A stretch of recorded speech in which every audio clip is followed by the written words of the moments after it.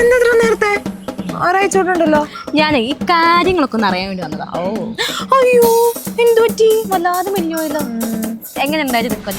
ഒരു വല്ലാത്തൊരു വർഷം. പിന്നെ ബാബുസ്വാമി എനിക്ക് വർഷങ്ങൾ കൊണ്ടറിയാം. എൻ്റെ ക്ഷേത്രത്തിൽ വന്നിട്ടുണ്ട്.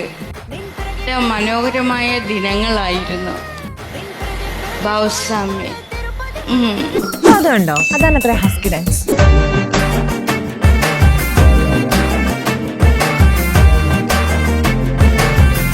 ശാസ്ത്രത്തിന്റെ ഓരോരോ പുരോഗതികളെ ടെക്നോളജി ഒന്നും പറഞ്ഞ ടെക്നോളജി അല്ല. അങ്ങോട്ട്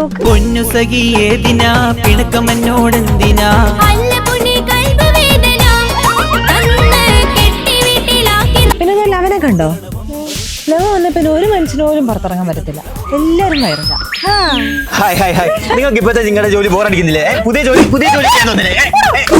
ഇല്ലേ? എവിടെ പോന്ന്? പേടിച്ച് പോവാ? കാറോടെ വർക്ക് ചെയ്തേക്കുന്നത്? അവനെ കണ്ടോ? അവനെ കുറിച്ച് പറയാൻ എനിക്ക് വാക്കുകളില്ല.